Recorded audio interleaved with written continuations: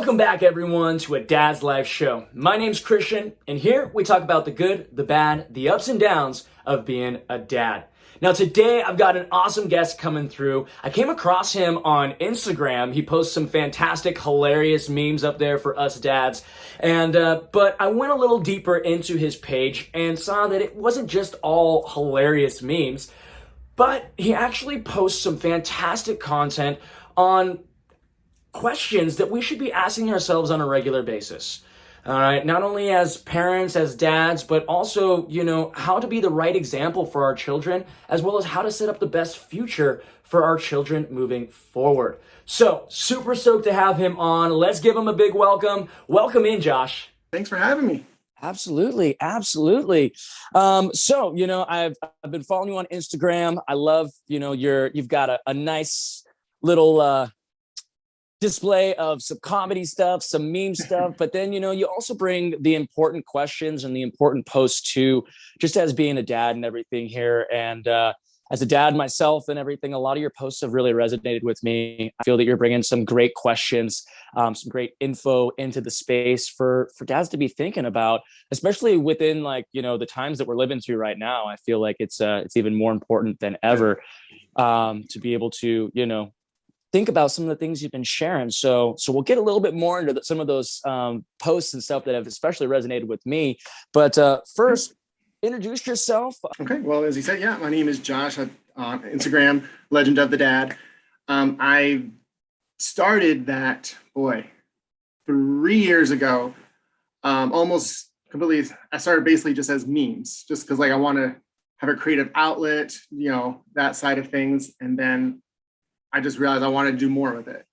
And like you said, this past year, 2 years, especially with all the craziness going on, it's like, there's got to be more inside of myself that I can give, and the whole idea of Legend of the Dad, it really comes from this, it sounds morbid, I get it. But when I die, what is going to be talked about when I'm gone? How is my son, what memories will my son talk about? How would he talk about me to his kids, to his friends? How will my wife, what will she remember me? What lessons will I have taught, or things like that?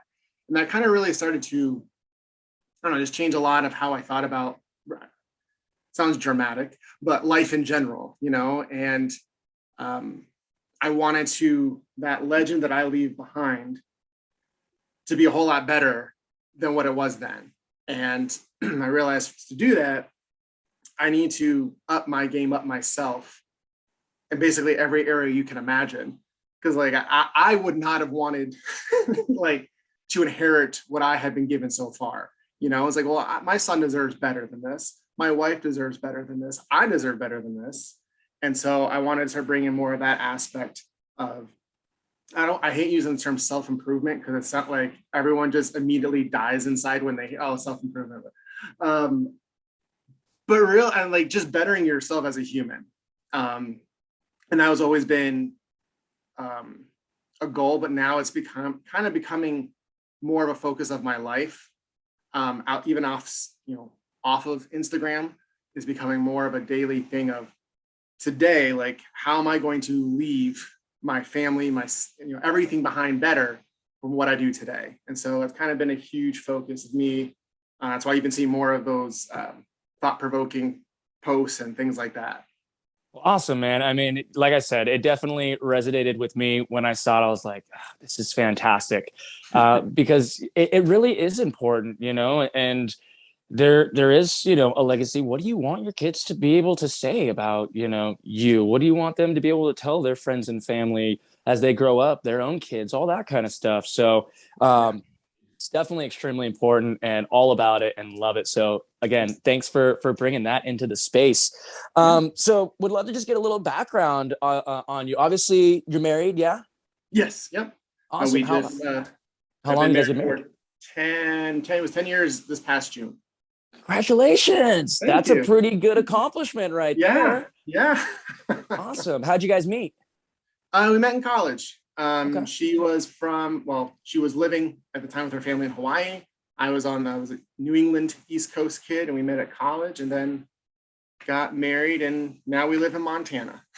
Right on, right on. So did you go to college in Hawaii? Did you guys go to college in No, Hawaii we went to together? college in originally it was Rhode Island, but then the college migrated up to Massachusetts. So Okay. Awesome. Right on, right on. And then obviously you have one son, right? correct. Yep. He just turned 4 last week. Oh, it's getting Yeah. to the good stuff for Yeah, he's dads. getting a little spunky. Yeah, yeah, totally. I have a friend, and they were, telling me, oh, my significant other wants us to have another boy or another child because he's just a mama's boy. He wants mama, mama, mama, mama all the time. And he's about 2.5. And I said, oh, just tell him to wait. Once he gets to about 5 years old, then he leaves that. And it's all about, dad, I want to go have fun. I want to go play some sports. I want to go run, play. So after 5, at least that's when I saw my son turn around and want to be more involved and hang out with me more so, and not as much mom. So it's getting into those fun stages, but they definitely get a little spunky, get their attitudes coming through. And Oh yeah. Oh yeah. There's been some moments where it's like, buddy, you need to just walk away right now. I hear you. I hear you. So, with him being 4, I mean, has he gone into pre-K or anything like that? I mean, I know the last 2 years have kind of been at a standstill, but Yeah, he started preschool in September. Actually, it was the end of August, I believe. Yeah, he goes 2 days a week. He's there today. He loves school. He's a huge fan. awesome. I think it's so important for kids to be able to interact with other kids and have fun and Oh start yeah. to learn how to make friends and play games and get their energy out and all that kind of stuff. So that's awesome. And it's cool to just kind of start to see them start to grow in those ways and stuff like that. So fantastic, fantastic. So you explained, the legend of the dad and everything like that, and you're focused on being able to kind of leave, your legacy, and you want some proud moments, you know what I mean, for you to be able to display to your son and your family and all that kind of stuff. One post specifically that you made had a bunch of questions. It said, how will man talk about me? What are the stories he'll tell his friends and family? What are the lessons I'll have taught to him by living my life? How will I lay a foundation for him to go even further? And what will be the legend that I leave behind? So what are some things that you've personally changed to go in line with those questions? Um, well, I think one of the biggest changes that I've made personally has been a lot around my health. Before my son was born, like I grew up in a family, it wasn't like health was just not a thing. Not like it was, we just drank soda and eat cheeseburgers all day, but like, it wasn't like, I didn't know anything about nutrition. I didn't know anything about exercising. I did nothing about that. And so I just kind of kept that going through my whole life. And up until my son was born, I was 28. Math might be a little foggy. 28 when my son was born. And, at that time I had more than one doctor tell me, Josh, you are morbidly obese. Now I'm a tall guy. I'm 6'4". I'm a big guy. At my peak, I hit 288 pounds, which is a lot of human. Okay, that's a lot of human. That's a lot of weight and pressure on joints. You're late. Like I was a big guy, and this thought that, again, this might sound morbid, but like if I was out with my son, we were out hiking and he got hurt and I needed to go get help. Could I run to go get help? Could I lift something off of my son, or am I too fat?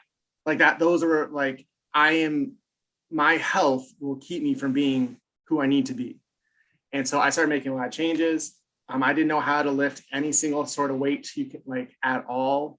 But I was like, I got to be a better person. I got to, if I'm not even going to be around, how am I going to teach my son things I want to teach him?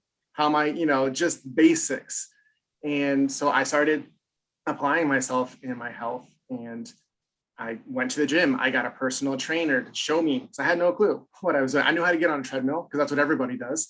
But I had no clue. So I got a personal trainer. I did the 75 hard challenge by Andy Frisella. I have really applied myself to get my health in order so that now when my son gets older, I can now teach him these things. I can now pass on what I've learned to set my son up for more success. Because I know as I've got my health in control, and I'm not where I need to be still. I think I'm still in like the chunky stage, but I'm not morbidly obese, so that's a win. But as I've gotten that under control more, I've noticed changes in my mind and my thinking, and like things like it's been more clarity, and like things that I get, energy that I used to basically put into being unhealthy, I've now learned to use in other ways. So like other dreams and goals, I want to teach my son to go for his, one of the things I tell myself is I want to teach my son how to shoot for his stars. And I think the best way you can teach your kids that is by shooting for your own stars. Like I can tell my kid all day long, yeah, you can do anything you want. You can do this, you can do this. But if I'm like just sitting on the couch eating chips and doing nothing, like I'm literally contradicting myself with what I'm telling my son.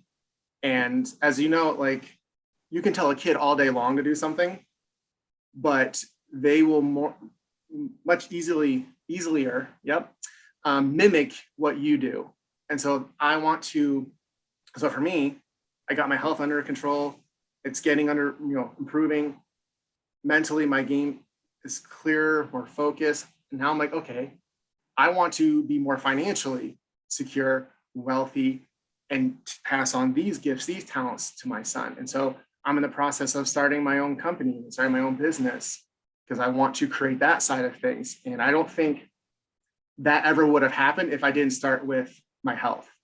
Because I think there was so much crap in the way of myself mentally and everything that I could not see past that. But as I've dealt with that, it's like it keeps building.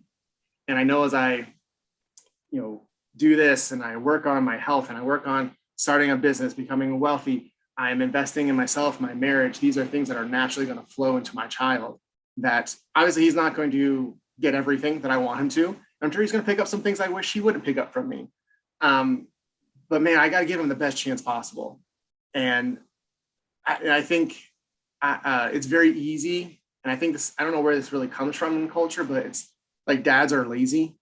Like, it's just like, I don't know. It just seems like a thing like, dad, he hides in the bathroom, or, things like, which, okay, sure. Yes, that happens. But it's like this mindset, like dads are lazy. And I can't, it really upsets me when people say like, okay, to be a dad, you just need to be present. And that really angers me, because like, is that where the bar is for being a dad? We just have to be in the room. Like, I like that when people say that, I was like, no, then that's pathetic. Like there's so much more to being a dad. And I'm sure I'm going to fail in so many ways. And I have, I'm sure I continue will, but I got to be more than just present in the room. I want to be active. I want to be involved with my son, what's going on with him. And I want to get everything in my life shored up, strong, that I can teach him, and just simply by showing him how I live my life. And so I think a lot of those questions can be answered by you just, it sounds kind of selfish, but you focus on yourself. You focus on you, and you get yourself, physically, mentally, emotionally, spiritually together.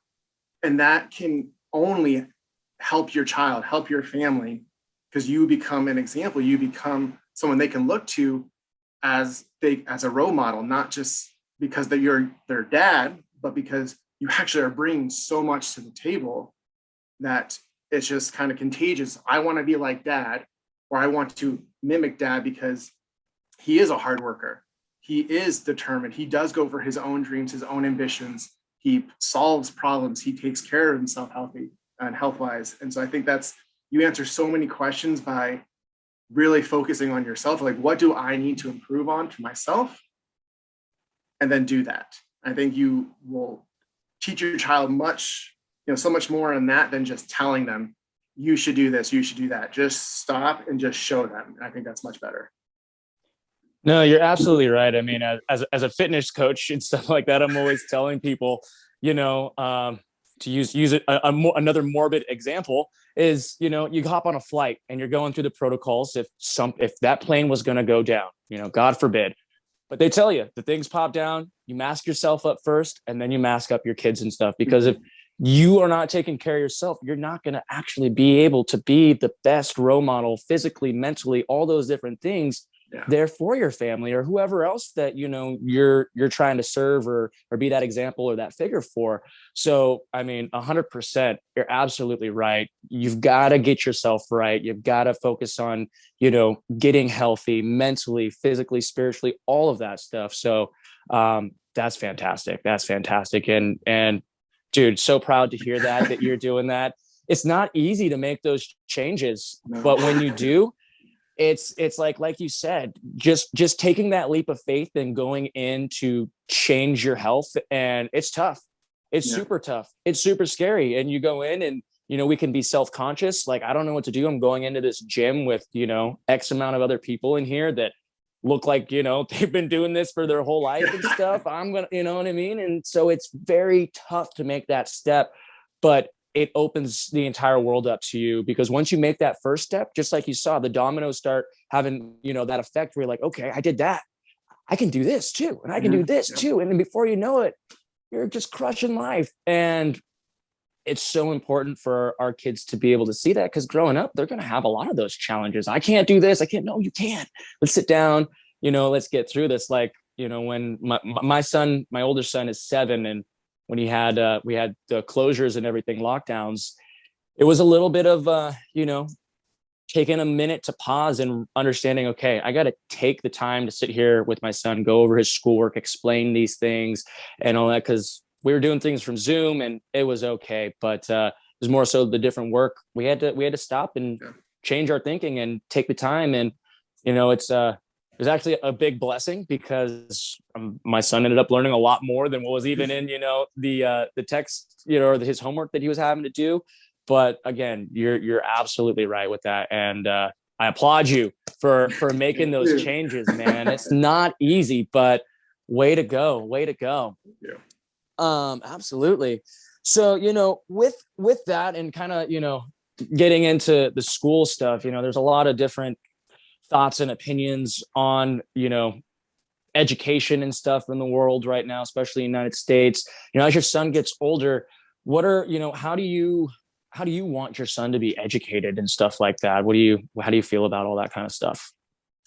That's a whole, I mean, education, as you said, is a big thing going on from coast to coast.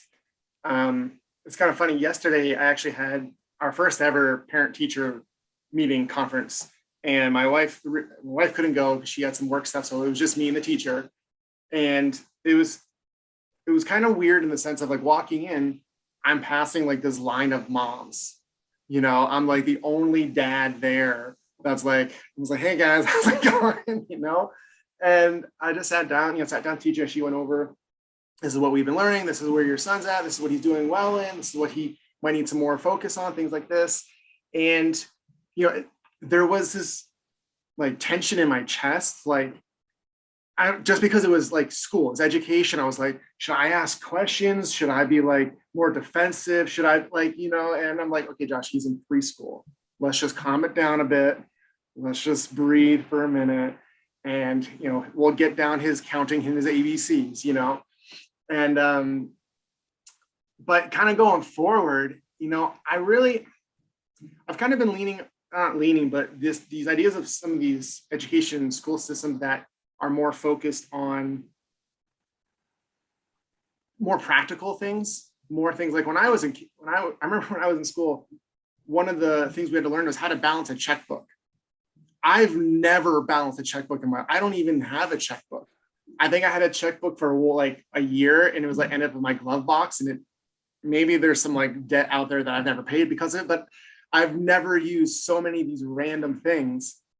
But like, maybe they should have taught me about taxes, or maybe they should have taught me about, just like, if you want to start a business, here's a place you could start, or here's some more, physical education. So let's teach more about these things that are going to springboard you in the future. And, and so that's definitely kind of where I'm going to be really trying to focus more on what my son learns, as far as like, mathematics, science, history, obviously important things.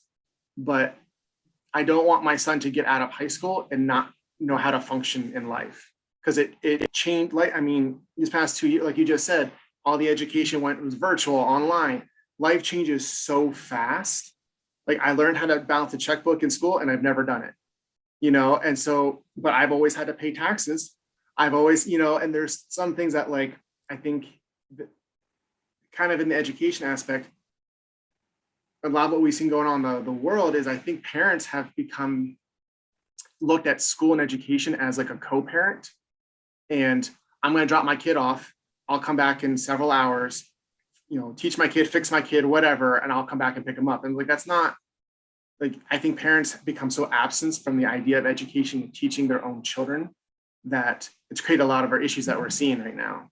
And I think parents, like they go to these parent teacher meetings or these school board meetings and they have no clue what's going on in their schools. They have no idea of what's being taught. And it's not even necessarily like you have to go there and kick over tables, but just like be present and like listen. Like it's okay to ask the teacher questions. It's okay to, and I asked them like my son, apparently he's not doing very well in how to hold scissors. So basically his future is shot.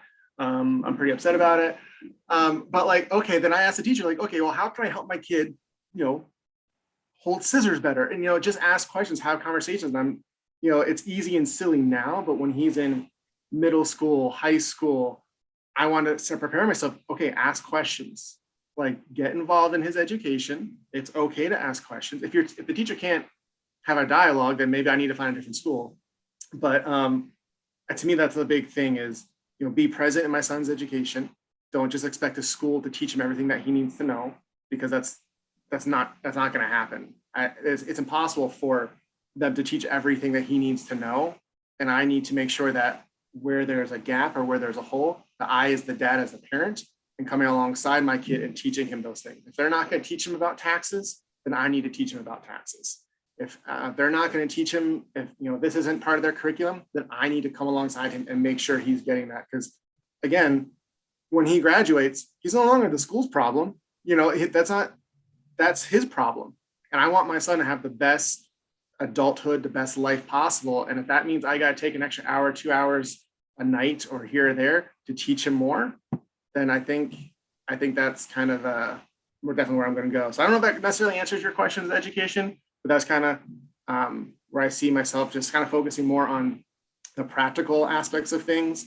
And then where there are gaps or holes, I'm going to come alongside my son and obviously be involved, attend meetings, ask questions, know what's being taught, and see what happens.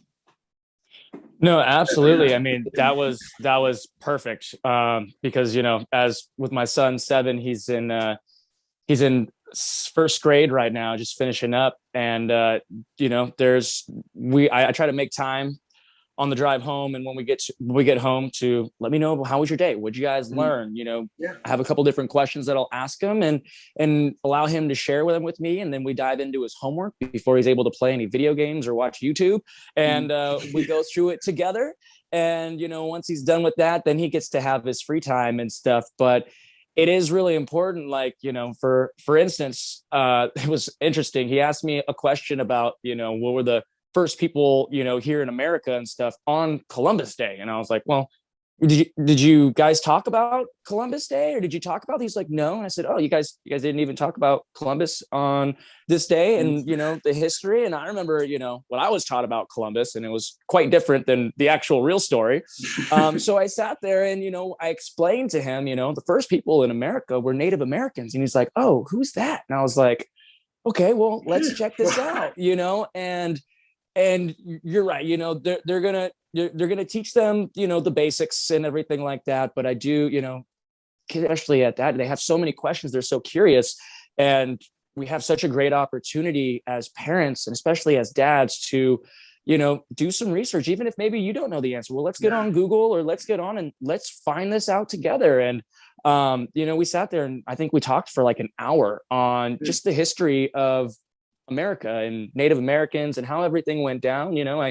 I told him the real story about Christopher Columbus, left out all the gore and all the crazy stuff. But, and he was like, wow, okay, that's interesting. So there were Native Americans here? And I said, yeah, and so it's just opened up a whole nother little world to him. But at least he's learning, the real story on what happened and all that kind of stuff. And it's just, like you said, I find it so important to just take that, extra hour to spend with them, to go over these things, answer their questions.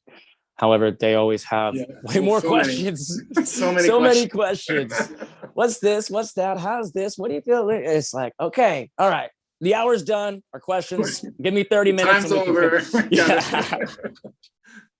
But yeah, man. What are a couple tips as far as, scheduling and focusing on finding the time to be able to have that time to be more present, to do all those things? Because with schedules, it can be challenging, and you know what I mean? So what are a couple of tips and things that you've instilled to kind of manage that and make sure that you are present?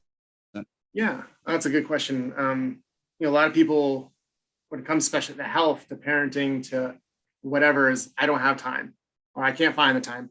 And I get that, but I also feel like in a way we're kind of lying to ourselves. And the reason why I say that is because it's not that we all have the time to do whatever we want to do. We all have the time.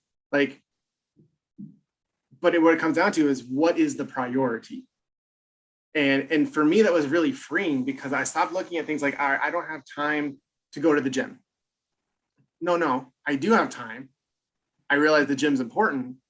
So how do I make that more of a priority? Do I need to get up earlier? Do I need to stay up later? Do I need to move this around? Do I need that? Because then when you realize that you have the time, it's very like a liberating thing. Like, all right, I just got to figure out then, how do I make this a priority? And I think it kind of falls into the same thing with family. Like, all right, I want to go to my son's soccer game. Okay, well, I got to get this done for work. I got to do this. I got to do this. It's not that I don't have the time. I mean, work's a priority. My son's soccer game's a priority. But how do I move this around to make it work? And I think people cop out and say, I don't have the time, because it's easy. It's easy to say, I don't have the time to do it. I'm too busy. And I find that people that usually say they're always so busy are not as busy as they think they are. And it's because they're not making things a priority. And people say, I don't have time to go to the gym. No, and that's fine if you don't want to go to the gym, but it's because it's not a priority. And that's fine if that's what, like, you just have to acknowledge it's not a priority for me to do X. Okay, that's fine. But to be like, oh, I don't have time. No, you're just copping out. Because like, if I have the time, if you have the time to go to the gym, you do too. It's just not a priority. And I think that's really free when you kind of change your thinking of, I can do whatever I want to do. I have the time to do whatever, but how do I make, these couple of things a priority? And a lot of times, like, there's times where I've had to go to the gym at 11 o'clock at night, or I've gotten up at 5 a.m. Why? Because it was a priority. Because I knew during the rest of my day, I wasn't going to have the time, but it's a priority of mine. So I gotta do things sometimes that I'm not going to like to do. And I go to my son's soccer game. Well, maybe when I come home, I got to do more work because I wasn't able to get it done, but my son's soccer game was the priority.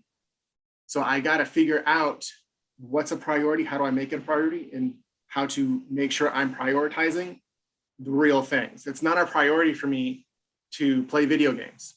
It's not a priority for me to watch TV. It's something I like and I enjoy maybe. We all have hobbies, but when it comes, I got to take care of my priorities first, and then I can fill it with whatever else after I've accomplished what I want to accomplish. And I think that was a real big thing for me. A strategy is, it's not about time, it's about my priorities. And once I've kind of got that really has helped my thinking. And like when I, every night for the following day, I sit down on my phone and all right, what is my to-do list? What are my priorities for this tomorrow? And I section my day in 3 parts. So I have like 6 a.m. to 10 a.m. That's one part. Then I have a 2 to 4 p.m. Then I have like I think it's a 9 or 8 to 10. So I put things in my blocks, and that's outside of my work. That's outside of the daily types of things. These are extra things. These are priority things that I want in my day. And so I got to find, this is when I'm going to do these things. And so I just kind of fill up my day that way. And having a to-do list, it sounds super stupid. It really does. It sounds like something like, I don't know. I don't even know. Like to-do list, that's lame. It is lame. It absolutely is, but it works for me. And to be able to physically look at, okay, you need to do this. Okay, Josh, you want to start your business. Have you talked to the accountant? Have you talked to your design team? Like all these things. and then these are my priorities. I have the time. I just have to figure out how to make it happen. Well said, man. That's exactly it. That's what it really is all about.